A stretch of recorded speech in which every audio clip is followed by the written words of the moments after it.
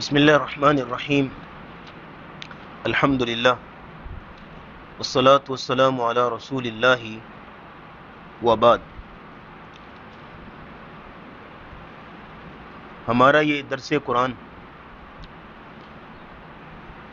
کچھ عرصہ قبل جاری تھا، لیکن بیچ میں کچھ دیر کے لیے موقوف ہو گیا۔ دعا کیجیے اللہ رب العزت جیسے علم و حکمت سے نوازا ویسے ہی مستقل مزاجی سے بھی نوازے۔ اصل چیز جو ہے نا وہ استقامت، استقلال، ثبات، ڈٹ جانا، اور اسی استقامت کی ہی بڑی تعریف کی گئی ہے، اپریشیٹ کیا گیا ہے۔ ان الذین قالوا ربنا اللہ ثم استقاموا، بے شک وہ لوگ کہ جنہوں نے کہا کہ ہمارا رب اللہ ہے، پھر اس پہ ڈٹ گئے۔ بڑی بڑی آفتیں آئیں، رکاوٹیں آئیں، لیکن ان کی استقامت میں کسی صورت بھی کمی نہ آ سکی۔ اور سیدہ عائشہ رضی اللہ تعالیٰ عنہ سے پوچھا گیا کہ رسول اکرم صلی اللہ علیہ وسلم کا سب سے اہم عمل کون سا تھا؟ تو فرمایا گیا کہ آپ کا عمل یہ تھا کہ آپ جو عمل کر لیتے اس کو پھر جاری رکھتے تھے۔ اور رسول اللہ سے جب پوچھا گیا کہ سب سے محبوب اور پیارا عمل کون سا ہے اللہ کو، تو فرمایا گیا کہ احب الاعمال الی اللہ ادومها وان قل، اللہ کے نزدیک سب سے پیارا عمل، بیلوڈ عمل وہ ہے کہ جو دوام کے ساتھ کیا جائے، ہمیشگی کے ساتھ کیا جائے، چاہے تھوڑا ہی کیوں نہ ہو۔ اور شیخ البانی رحمہ اللہ کا ایک قول اکثر ہم ذکر کرتے ہیں کہ وہ اکثر کہا کرتے تھے کہ طریق اللہ طویل، اللہ کا جو رستہ ہے بہت لمبا رستہ ہے۔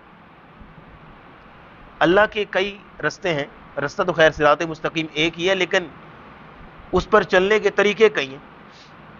مثال کے طور پہ آج سے آپ شروع کر لیتے ہیں کہ میں نے پورا قرآن ترجمے اور تفسیر کے ساتھ پڑھنا ہے، تو یہ کوئی چھوٹا رستہ ہے؟ طریق اللہ طویل، اللہ کا رستہ بہت طویل ہے۔ اور شیخ کہتے ہیں کہ ہمارا مقصد یہ نہیں ہے کہ ہم اس رستے کی انتہا تک پہنچیں، بلکہ ہمارا مشن اور منہج یہ ہے کہ اسی رستے پر چل رہے ہوں تو اللہ ہمیں اپنے پاس بلا لے، اصل کامیابی ہے۔ تو اس جذبے کے تحت اگلی بات نوٹ کیجئے گا کہ جہاں استقامت ہونی چاہیے، استقلال ہونا چاہیے، ثبات ہونا چاہیے، وہاں پہ جو مشن، جو منہج تعلیم رسول اللہ کا تھا اس کو اپنایا جانا چاہیے۔ رسول اللہ کا مشن اور منہج تعلیم کیا تھا، جو اکثر ہم بتاتے ہیں اور قرآن میں بھی کئی جگہ پہ آیا کہ یتلو علیہم آیاتی ویزکیہم ویعلمہم الکتاب والحکمہ۔ آپ کے پورے کا پورا سلیبس یہ ایک کتاب تھی۔ آج کوئی بھی آپ ڈگری حاصل کرتے ہیں، تعلیم حاصل کرتے ہیں تو ایک کتاب نہیں ہوتی، دسیوں کتابیں ہوتی ہیں۔ پوچھئے ذرا ایم بی بی ایس کرنے والوں سے، اتنی موٹی موٹی کتابیں پڑھنا پڑتی ہیں، ایک کتاب نہیں ہوتی۔ لیکن رسول اکرم صلی اللہ علیہ وسلم کی یونیورسٹی میں، آپ کے انسٹیٹیوٹ میں جو آپ نے لوگوں کو تعلیم دی، بس ایک ہی کتاب تھی۔ اور اس کتاب کو پڑھایا کیسے انہوں نے؟ 3 طریقوں سے۔ نمبر 1، یتلو علیہم آیاتی، آپ علیہ الصلوۃ والسلام قرآن مجید کی آیات پڑھ کے سناتے۔ ابھی ریسنٹلی کوئی آیتیں نازل ہوئی ہیں، لوگوں کو بٹھا لیا، ایک بار ان کے سامنے پڑھا، پھر انہوں نے کہا کہ تم مجھے پڑھ کے سناؤ، آپ پڑھیے، آپ پڑھیے، آپ، اور پھر ان کی غلطیوں کو ہائی لائٹ کیا کہ آپ یہ جو لفظ ایسے پڑھ رہے ہیں، ایسے نہیں، اس کو ایسے پڑھیں۔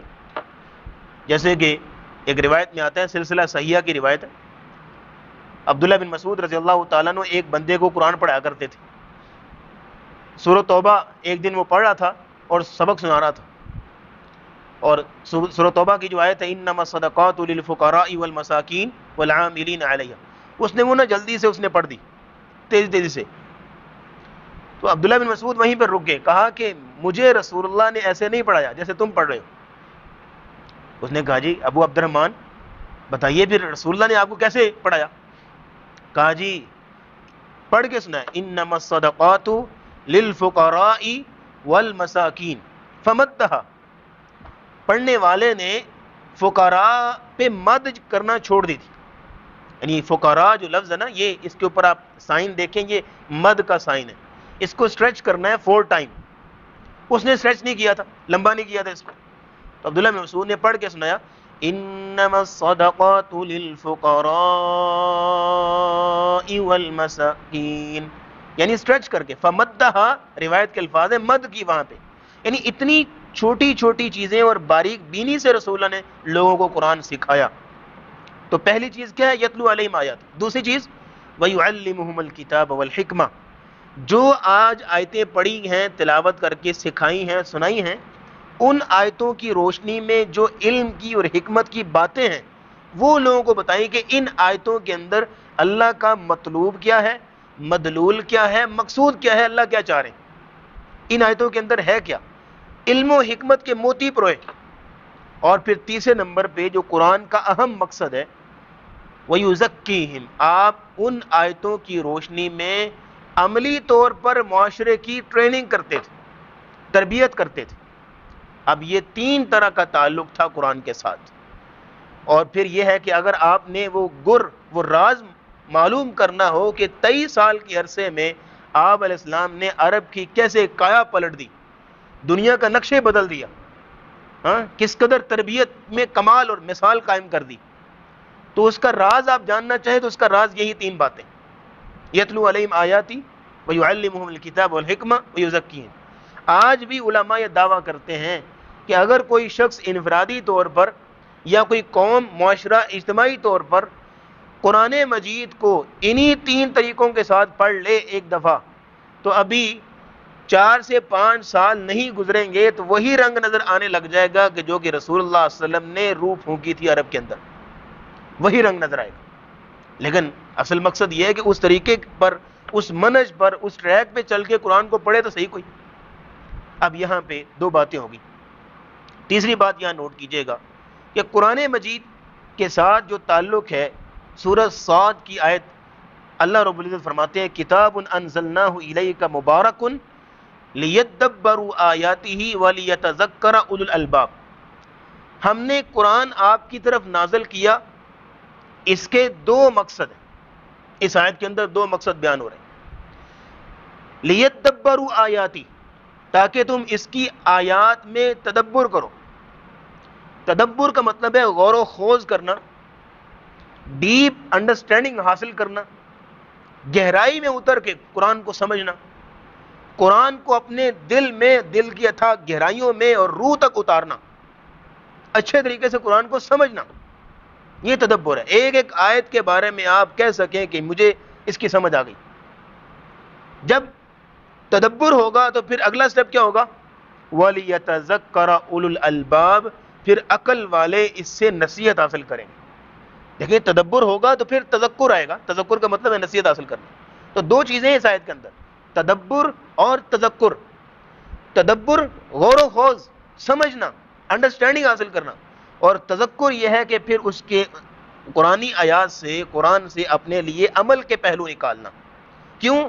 کیونکہ قرآن جب زندگی میں آتا ہے تو انسان کی سوچ بدلتی ہے، انسان کا مزاج بدلتا ہے، انسان کی طبیعت بدلتی ہے، اس کے عمل میں، اس کی سوچ میں انقلاب پیدا ہوتا ہے. یہ کب ہوتا ہے؟ جب قرآن زندگی میں آتا ہے. اب ان 3 باتوں کے بعد اب آئیے ہمارے اصل سبق کی طرف. ہم گزشتہ سے پیوستہ رکھتے ہیں کیونکہ بار بار شروع سے شروع کرنا یہ کوئی اچھی بات نہیں ہے. پچھلی ریکارڈنگ ہمارے پاس موجود ہیں انشاءاللہ. سورۃ الفاتحہ اور سورہ بقرہ کا جو پہلا رکوع ہے وہ تقریباً ہم نے بیان کیا ہوا، اس کی جو ہے وہ ریکارڈنگ آپ تک پہنچ جائے گی انشاءاللہ.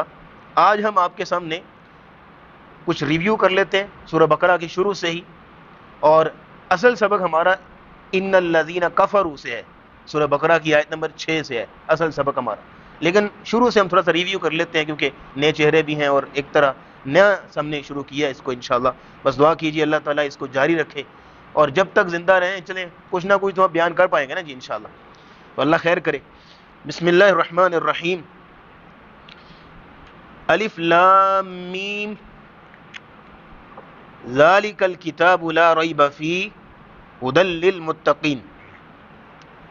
الف لام میم یہ حروف مقطعات میں سے ہیں. حروف مقطعات یہ قاعدے حروف مقطعات کاٹ کاٹ کر پڑھے جانے والے حروف. ان کے معنی مفہوم کسی کو نہیں آتا صرف اللہ کے علم کے اندر. بعض لوگوں نے تیر تکے چلائیں اور اپنی طرف سے مفہوم گھڑنے کی کوشش کی ہے. کسی نے کہا جی الف سے مراد اللہ، لام سے مراد جبریل، میم سے مراد محمد. اللہ نے جبریل کے ذریعے سے محمد صلی اللہ علیہ وسلم پر کلام نازل کیا.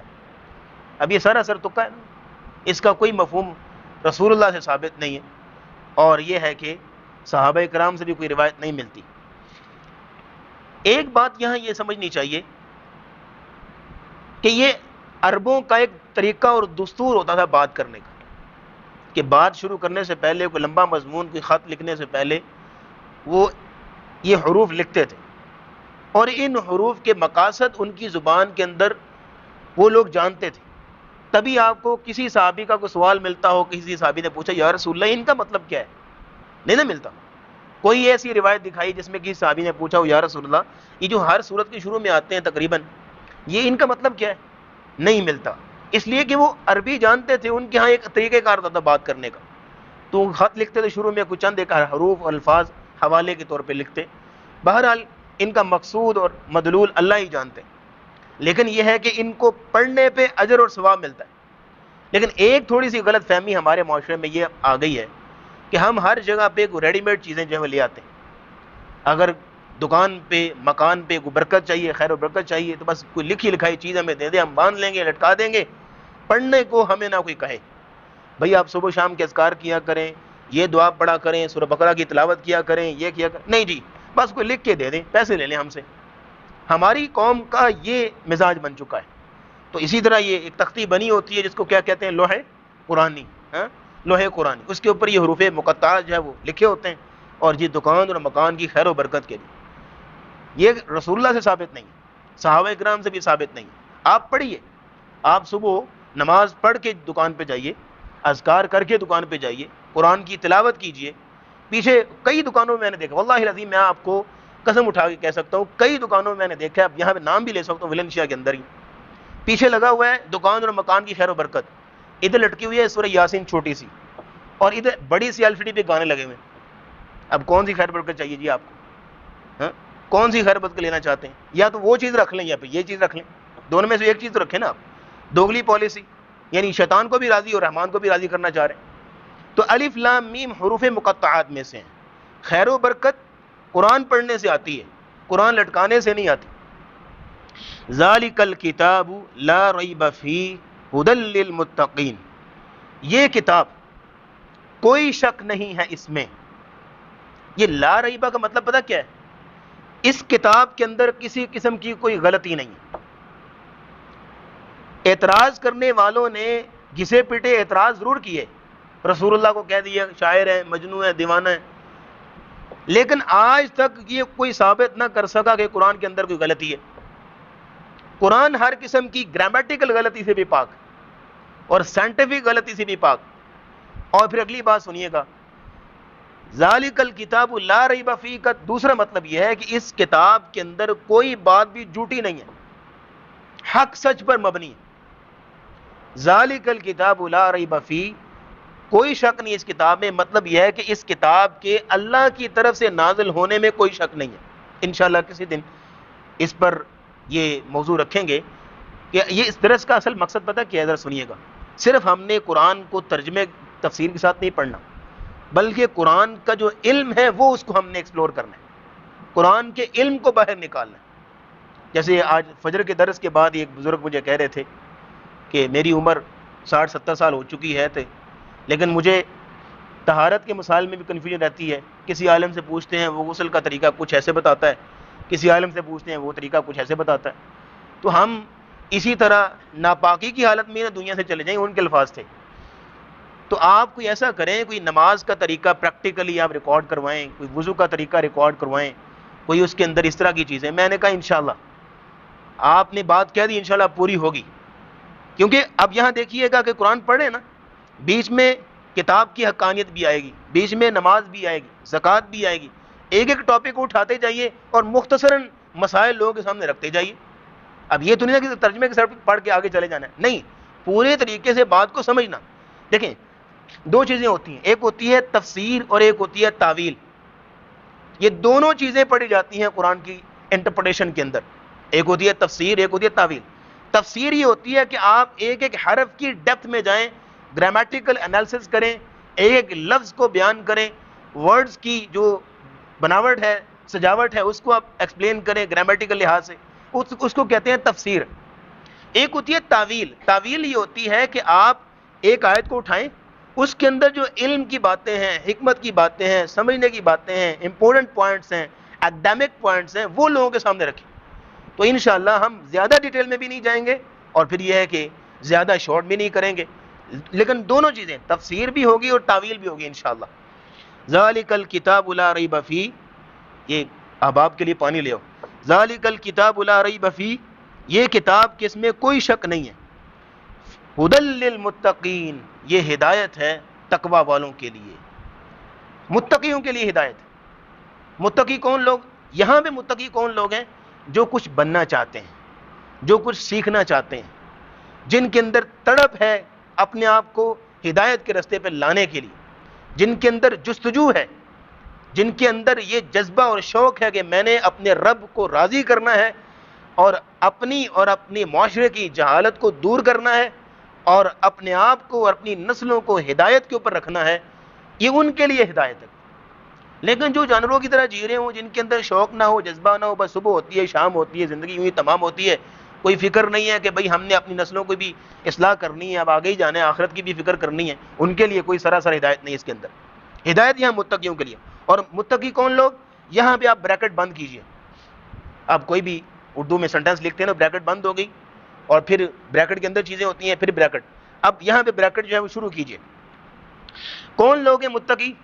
الذین یؤمنون بالغیب, جو لوگ غیب پر ایمان لاتے ہیں. غیب کیا ہوتا ہے؟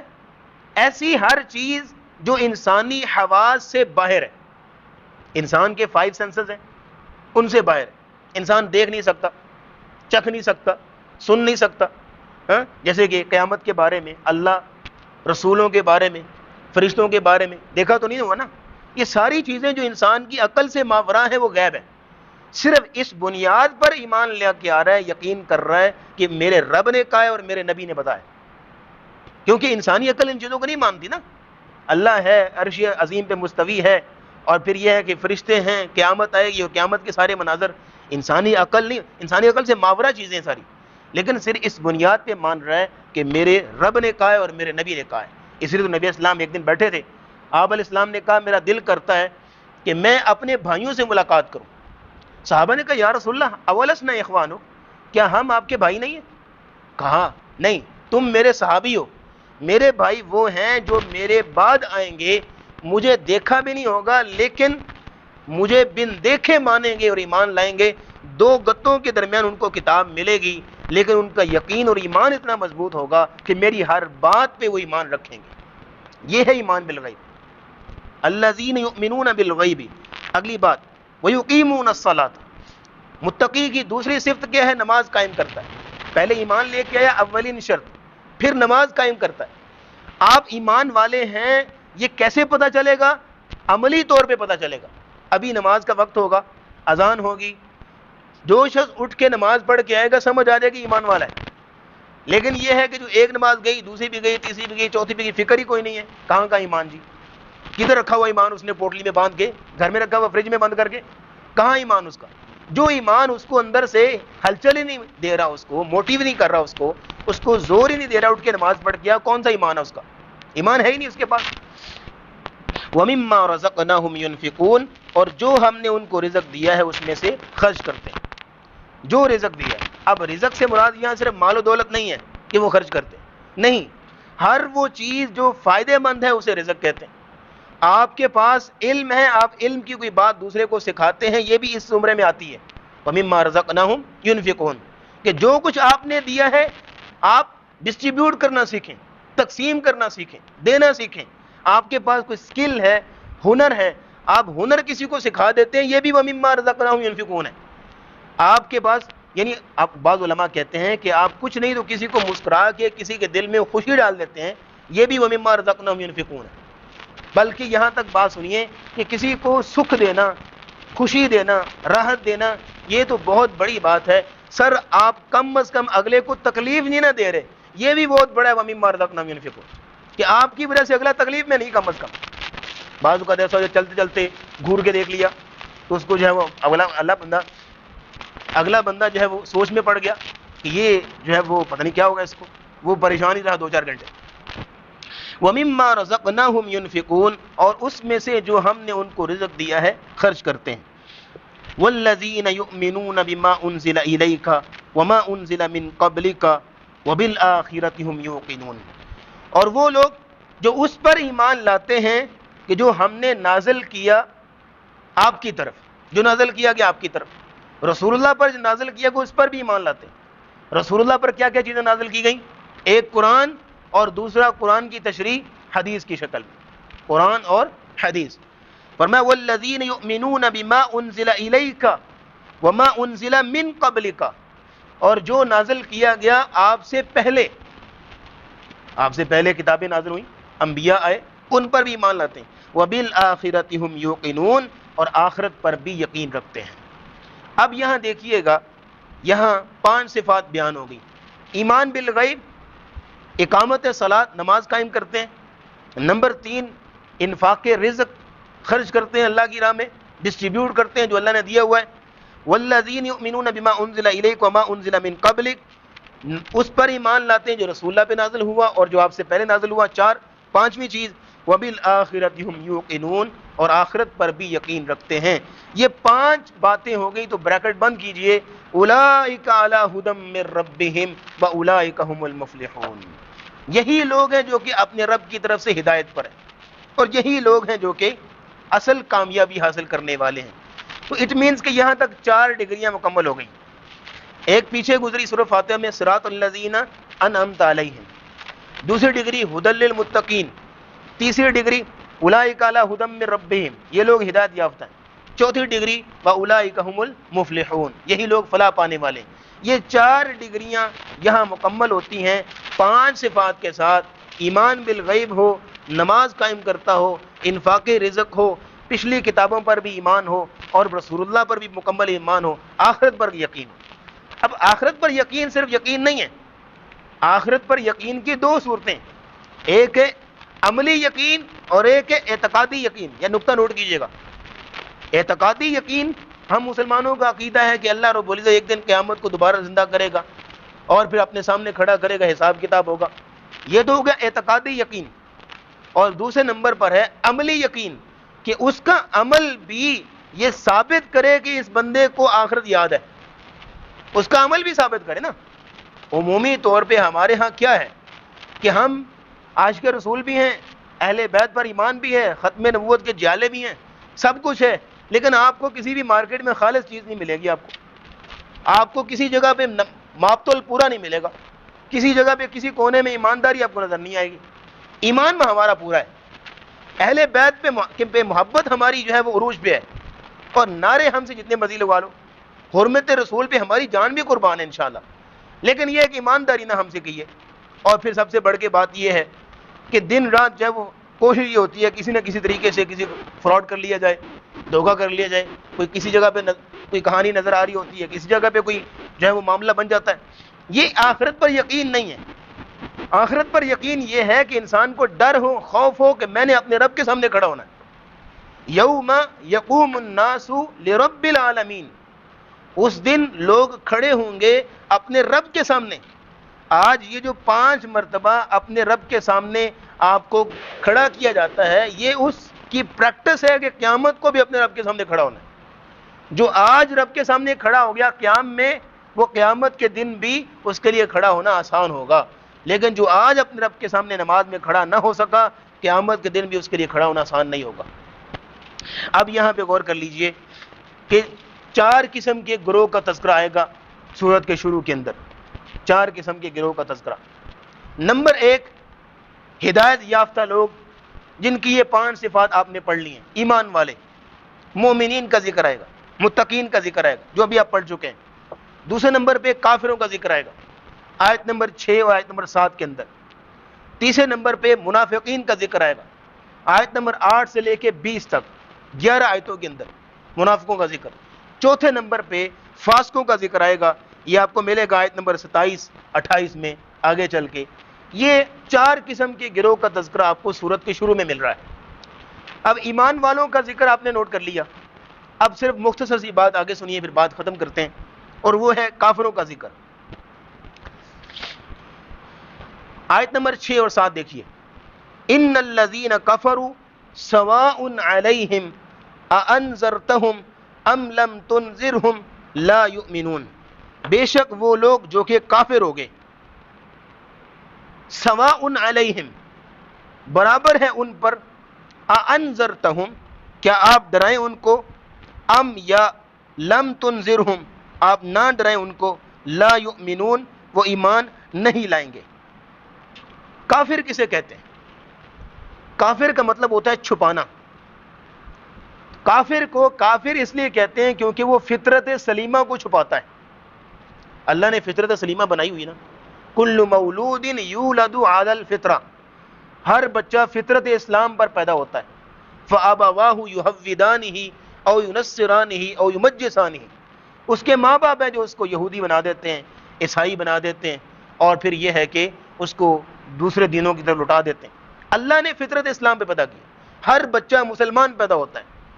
کافر یہ ہوتا ہے کہ وہ اپنے مفادات کو سامنے رکھ کے، اپنی جو ہے وہ مختلف چیزوں کو سامنے رکھ کے، اپنی مجبوریوں اور معذوریوں کو سامنے رکھ کے اللہ رب العزت کی اس فطرت سلیمہ کو چھپا دیتا ہے اور اللہ کا انکار کرتا ہے۔ ان الذین کفروا، بے شک وہ لوگ جو کہ کافر ہوئے، سواء علیہم برابر ہے ان پر، اانذرتہم ام لم تنذرہم لا یؤمنون آپ ڈرائیں ان کو یا آپ نہ ڈرائیں ان کو، لا یؤمنون وہ ایمان نہیں لائیں گے۔ یہاں یہ نوٹ کر لیجئے کہ کفر کی وجوہات کیا ہیں، انسان کفر کیوں کرتا ہے۔ نمبر 1، کبر اور گھمنڈ۔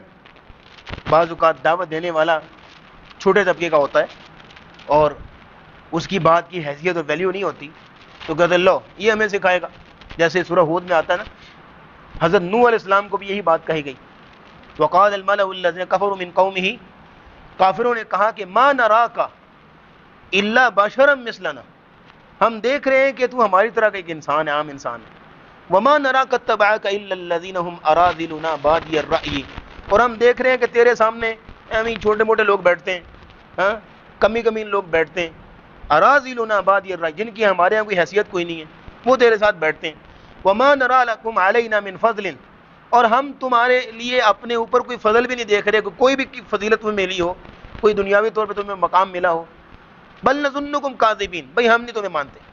تو یہ کبر ہے، یہ گھمنڈ ہے، غرور ہے۔ رسول اکرم صلی اللہ علیہ وسلم، کئی کافروں نے رسول اللہ کو کہا کہ بھئی ہم آپ کے ساتھ بیٹھنا چاہتے ہیں، آپ کی بات سننا چاہتے ہیں، لیکن آپ کے پاس نہیں، چھوٹے لوگ بیٹھے ہوتے ہیں، اس لیے ہماری توہین ہے ان کے ساتھ بیٹھنا۔ تو کفر کی پہلی وجہ ہوتی ہے کبر، گھمنڈ، غرور، اور دوسری وجہ ہوتی ہے بنیادی طور پر جو کفر کی وجہ ہوتی ہے وہ ہے ذاتی مفاد آڑے آتے ہیں۔ کئی مفاد ہوتے ہیں، ویسے ہمارے معاشرے میں آپ دیکھیے ماننے کو تو مسلمان ہیں، لیکن کیا ہے کہ آپ سامنے رکھیں گا، ان کے سامنے پردے کی آیتیں رکھیں ان کے سامنے، خاص طور پہ کسی یونیورسٹی میں چلے جائیں، ان کے سامنے پردے کی آیات بیان کریں تو بات سنیں گے وہ نہیں، ان کی مفاد کے خلاف، ان کے دل کو چھین لگتی بات۔ آپ جائیے کسی کاروباری بندے کے پاس، ان کو جو سود کی حرمت بیان کریں، ان کو یا کسی گورنمنٹ ملازم کے پاس جائیے، اس کو رشوت کی حرمت اس کے سامنے بیان کریں، نہیں، اپنے اپنے مفاد ہیں ہر جگہ پہ، اپنے اپنے مفاد ہیں ہر جگہ، اور وہ مفاد کی چادر جو چڑھی ہوئی ہے اور وہ انہی کے اندر جو ہم چل پھر رہے ہیں۔ تو یہ کفر کی بنیادی طور پہ 2 وجوہات ہیں۔ جو شخص انکار کرتا ہے یا تو کبر اور گمانڈ کے اندر ہے، یا پھر یہ ہے کہ وہ اس کے اندر یہ مفاد کی چادر اس کے اوپر جو چڑھی ہوئی ہے۔ اگلی بات سنیے گا، کفر کی دو قسمیں، نمبر ایک اعتقادی کفر اور نمبر دو عملی کفر۔ یہ نقطہ بڑا قیمتی ہے۔ اعتقادی کفر یہ ہوتا ہے کہ عقیدے کے طور پر وہ مانتا ہی نہیں ہے، جو میں نہیں مانتا قرآن کو، نماز کو، روزے کو، حج کو، زکوٰۃ کو، اللہ کو، رسول کو، یہ ہو گیا عقیدے کا کافر۔ اور دوسرے نمبر پہ ہوتا ہے عملی کفر۔ عملی کفر یہ ہوتا ہے جیسے آپ ہمارے معاشرے کا 95% بندہ آپ کو ایسا ملے گا جو مانتا ہے کہ نماز فرض ہے، نماز پڑھنی چاہیے، اللہ رسول کا حکم ہے، لیکن پڑھے گا نہیں۔ یہ ہے عملی کفر، کہ اس نے عقیدت اس کا ہے ایمان والا، لیکن عملاً اس نے کفر کا ارتکاب کیا۔ ہم اس کو کافر نہیں کہیں گے، یہ نہ ہوگے اس درس کے بعد کافر کے فتوے لگ جائیں، نہیں، کافر نہیں کہیں گے، ہم یہ کہیں گے اس نے کفریہ عمل کیا ہے، اس نے کفریہ عمل کیا ہے، کافر نہیں کہیں گے اس کو، کفریہ عمل کیا اس نے، ایک عمل کیا اس نے، جیسے کہ نبی اسلام نے فرمایا من ترک الصلاۃ متعمدا فقد کفر، جس نے جان بوجھ کر نماز چھوڑی اس نے کفر کیا۔ اور نبی اسلام نے فرمایا کہ بین العبد و بین الکفر ترک الصلاۃ، بندے اور کفر کے درمیان فرق نماز ہے۔ جیسے ہی اس نے نماز چھوڑی کفر کے اندر جب داخل ہو گیا تو وہ کافر نہیں ہو گیا بلکہ اس نے کفری عمل کیا۔ تو یہ دو قسمیں کافر کی، ایک اعتقادی کافر ہوتا ہے اور ایک عملی کافر ہوتا ہے۔ ان الذین کفروا سواء علیہم، اچھا کافروں کے بارے میں اب کیا حکم ہے؟ اللہ کہتے ہیں سواء علیہم اانذرتہم ام لم تنذرہم لا یؤمنون، آپ ان کو ڈرائیں، تنبیہ کریں، آگاہ کریں یا نہ کریں، یہ لوگ ایمان نہیں لائیں گے۔ وجہ کیا ہے؟ وجہ یہ ہے کہ یہ لوگ ضد اور ہٹ درمی میں آگے۔ سر غلط فہمی کا علاج ہو سکتا ہے، لا علمی کا علاج ہو سکتا ہے، اگر کسی کو پتہ نہیں اس کا علاج بھی ہے، بتایا جا سکتا ہے، پتہ لگ سکتا ہے، لیکن جو بندہ ضد کر کے بیٹھ جائے اس کو نہیں منایا جا سکتا۔ مثال کے طور پہ ایک بندہ سویا ہوا ہو، آپ اس کو جگا سکتے ہیں، لیکن جو آنکھیں بند کر کے لیٹ جائے اس کو جگا دیں گے؟ آپ نہیں جگائیں گے، وہ ضد میں آ گیا نا۔ اسی طرح یہ جو کہا جا رہا ہے سواء علیہم اانذرتم ام لم تنذرہم، آپ ان کو ڈرائیں یا نہ ڈرائیں کوئی فرق نہیں پڑے گا۔ مطلب کیا ہے؟ ضد میں آگے نا، ضد میں آگے، ہٹ درمی میں آگے، اور ان کے دلوں کے اوپر اپنے اپنے مفادات کی طے اتنی چڑھ گئی کہ جتنا مرضی آپ سمجھا لیں ان کو فرق نہیں پڑے گا۔ مثال کے طور پہ یہاں تو جو کہ ریکارڈنگ بھی ہو رہی ہے، سب کے لیے بات کرنا پڑتی ہے، یہاں تو اتنے نیک لوگ بیٹھتے ہیں، آپ کسی بھی ایسے شخص کے پاس بیٹھ جائیں جو انتہائی سودی آدمی ہے، سودی کاروبار کرے گا اور دن رات اس کی کمائی سراسر سود کے اوپر ہے، تو آپ کیا خیال ہے آپ کا؟ اس کو نہیں پتا کہ سود حرام ہے، اس کو نہیں پتا کہ سود اللہ اور اس کے رسول کے خلاف جنگ ہے، اس کو نہیں پتا جو احادیث کے اندر آتا ہے کہ یہ سب سے بڑا اتنا گناہ ہے کہ جیسے کوئی اپنی ماں کے ساتھ جب بدکاری کرے۔ اسے آپ پوچھیں، سب کچھ پتا ہوگا اس کو، لیکن چھوڑے گا نہیں، سود چھوڑے گا نہیں۔ کیوں؟ کیوں وہ مفاد کی طے اتنی جم گئی ہے، چڑھ گئی ہے، اور وہ اس قدر ضد اور ہٹ درمی میں آ چکا ہے کہ اب وہ اگلی آیت سنیے تو وہ معاملہ بن گیا اس کے ساتھ، ختم اللہ علی قلوبہم، اللہ نے ان کے دلوں پر مہر لگا دی۔ اب مہر کیوں لگی؟ مہر لگنے کی وجہ یہ ہے کہ نبی اسلام کی حدیث نوٹ کر لیں، جامع ترمذی کی حدیث ہے، نبی اسلام نے فرمایا کہ ان العبد اذا اذنب ذنبا، بندہ جب گناہ کرتا ہے نا، کوئی بھی گناہ کیا اس نے، تو اس کے دل پر سیاہ نقطہ لگ جاتا ہے، ایک گناہ کیا ایک نقطہ، دوسرا گناہ کیا دوسرا نقطہ، کرتے کرتے پورا دل سیاہ ہو جاتا ہے، حتیٰ کہ کلا بل ران علی قلوبہم ما کانوا یکسبون، دل پہ زنگ کی طے چڑھ جاتی ہے، اب اس دل میں کبھی بھی ہدایت نہیں جا سکتی۔ امام مجاہد رحمہ اللہ نے اس کی بڑی خوبصورت مثال بیان کی ہے، وہ کہتے ہیں کہ انسان کا دل یوں سمجھو کہ جیسے یہ کھلی ہتھیلی ہے، اس طرح ہے، ویسے ایسے ہے نہیں لیکن انہوں نے مثال دی کہ یوں سمجھو جیسے کہ انسان کا دل کھلی ہتھیلی کی طرح ہے، ایک گناہ کیا ایک دریچہ بند ہو گیا، دوسرا کیا دوسرا دریچہ، کرتے کرتے کرتے بند مٹھی کی طرح پورا دل اب بند ہو چکا، سیل ہو چکا ہے، ختم اللہ نے مہر لگا دی ہے، اب کہیں سے بھی کوئی رستہ نہیں ہے، کوئی روشنی کی کرن، ہدایت کی بات، نصیحت کی بات، کوئی قرآن کی بات، حدیث کی بات دل میں جائے گی۔ ہاں اگر قرآن پڑھنے لگ جائے، آیات پڑھنے لگ جائے اور اذکار کرنے لگ جائے، لا الہ الا اللہ، استغفر اللہ، لا حول ولا قوت الا باللہ کثرت سے پڑھے، ہو سکتا ہے کہ وہ دل کے دریچے کھلیں اور یہ ہے کہ ہدایت کا نور جو ہے دل تک پہنچ جائے۔ ختم اللہ علی قلوبہم، اللہ نے ان کے دلوں پر مہر لگا دی۔ اچھا مہر کیوں لگائی اللہ نے؟ ایک چیز تو میں نے آپ کے سامنے رکھ دی کہ گناہوں کی آلودگی، گناہوں کی گندگی، گناہوں کا زنگ دل پہ چڑھ گیا، اس لیے اللہ نے مہر لگا دی۔ دوسری وجہ یہ ہے عدم دلچسپی، عدم دلچسپی کی وجہ سے اللہ کے ساتھ کوئی دلچسپی نہیں رہی، رسول اللہ کے ساتھ کوئی دلچسپی نہیں رہی، اللہ کے قرآن کے ساتھ کوئی انٹرسٹنگ پوائنٹ نہیں رہا، نہ نبی اسلام کی حدیث کے ساتھ، نہ نماز کے ساتھ، کسی جگہ پہ کوئی دلچسپی نہیں رہی۔ انسان کی نا ایک فطرت ہے، اس کا ایک مزاج ہے، انسان وہی کام کرتا ہے کہ جو اس کی دلچسپی والا ہوتا ہے۔ گھر میں آپ ٹی وی لگا ہوا ہے نا، تو گھر کا جو بھی فرد آئے گا وہ اپنا چینل کھولے گا، ہاں اپنی جو اس کی دلچسپی والے کام۔ یا آپ ایک سروے کر لیں، آپ ایک گاڑی کے اندر کچھ لوگوں کو بٹھائیں، ایک ٹیچر کو بٹھا لیں، ایک انجینئر کو بٹھا لیں، ایک کاروباری بندے کو بٹھا لیں، ایک بچے کو بٹھا لیں، یا ایک مسلم، تو آپ دیکھیں گے ان سب کو نوٹ کریں کہ گاڑی جہاں جہاں سے گزر رہی نا، اگر تو کوئی ٹیچر بیٹھا ہوگا تو وہ ہر گزرتے ہوئے اسکول کو دیکھے گا، ہاں کہ اسکول کون کون سا ادھر اس علاقے میں۔ اگر کوئی کاروباری بندہ ہے تو وہ مختلف سٹورز اور مختلف جو ہے وہ کاروباری پوائنٹ ان کو دیکھے گا۔ اگر کوئی آرکیٹیکٹ اور انجینئر آپ نے بٹھایا ہوا گاڑی کے اندر تو وہ بلڈنگیں دیکھ رہا ہوگا، ہاں یا بچہ بٹھایا ہوا تو وہ مطلب یہ ہے کہ ہر شخص اپنی دلچسپی کے کام جو ہے وہ کرتا ہے۔ تو اسی طرح چونکہ ان کی دلچسپی نہیں رہی اللہ کے ساتھ، قرآن کے ساتھ، حدیث کے ساتھ، تو پھر عدم دلچسپی کی وجہ سے اللہ کا قانون سنیے گا، نولیہ ما تولی، جو بندہ جس طرف جانا چاہتا ہے اللہ اس کو اسی طرف موڑ دیتا ہے۔ جیسے وہ ایک حدیث نوٹ کیجئے تقدیر کے بارے میں، نبی اسلام نے فرمایا کہ اللہ نے لکھ رکھا ہے یہ جنتی ہے یہ جہنمی ہے۔ صحابہ نے سوال کیا، یا رسول اللہ اگر اللہ نے لکھا ہوا تو پھر عمل کرنے کی کیا ضرورت ہے؟ جنتی لکھا ہوا جنت میں چلے جائیں گے، جہنمی لکھا ہوا تو پھر کیا کر سکتے ہیں؟ نبی اسلام نے فرمایا نہیں، اعملوا فکل میسر لما خلق لہ، لوگوں تم عمل کرو، ہر شخص جس کام کے لیے پیدا کیا گیا ہے وہ کام اس کے لیے آسان کر دیا جائے گا دنیا کے اندر۔ اگر جنت کے لیے پیدا کیا گیا تو جنتی اعمال اس کے لیے آسان ہوں گے، اور اگر جہنم کے لیے تو پھر گناہ اس کے لیے آسان ہوتے جائیں گے، نیکیاں اس کے لیے مشکل ہوتی جائیں گی۔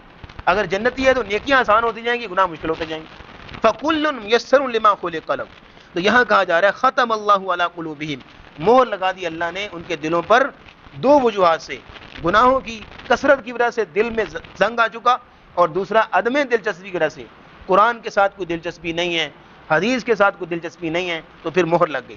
وعلی سمعہم، اور کانوں پر بھی مہر لگا دی، وعلی ابصارہم غشاوہ، اور ان کی آنکھوں پر پردہ ہے، وَلَهُمْ عَذَابٌ عَظِيمٌ، اور ان کے لیے بڑا عذاب ہے۔ قرآن بڑا نا اسٹریٹ فارورڈ ہے، سیدھی سیدھی بات کرتا ہے، وَلَهُمْ عَذَابٌ عَظِيمٌ، بڑا عذاب ان کے لیے۔ اور یہ آنکھوں پر پردہ، کانوں پہ جو ہے وہ مہر لگ گئی، اس لیے کہ یہ جو آنکھیں ہیں نا، آنکھیں ہیں، کان ہیں، دل ہے، یہ انسٹرومنٹ آف علم ہے، آلات علم کہتے ہیں، ان کے ذریعے سے علم آتا ہے۔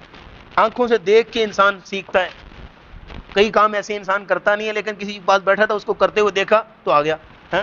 آنکھوں سے دیکھ کے سیکھتا ہے، کانوں سے سن کے سیکھتا ہے، اور دل میں جو ہے وہ سارا وہ ڈیٹا پروسیسنگ ہوتی ہے، اور پھر یہ ہے کہ اس میں علم آتا ہے۔ تو جب ان لوگوں نے ان چیزوں کو کام میں نہیں لے کے آئے، نہ قرآن سمجھنے کی کوشش کی، نہ سننے کی کوشش کی، نہ دیکھنے کی کوشش کی، نہ یہ ہے کہ قرآن پہ غور تدبر کیا، تو اللہ رب العزت نے ان کے دلوں پر بھی مہر لگا دی، کانوں پر بھی جو ہے مہر لگا دی، اور آنکھوں پہ پردہ رکھ دیا۔ اب یہ لوگ ہدایت کی طرف نہیں آئے۔ ایک ہی صورت ہے ہدایت کی طرف آنے کی کہ اذکار ہوں، تلاوت قرآن ہوں، اور پھر یہ ہے کہ اللہ کی طرف آنے کے لیے تڑپ ہو، اللہ کا ڈر ہو اور خوف ہو۔ یہاں تک ہم ایک رکوع مکمل کر پائے، انشاءاللہ اگلا رکوع اگلے اتوار بیان کریں گے۔ وآخر دعوانا ان الحمدللہ رب العالمین۔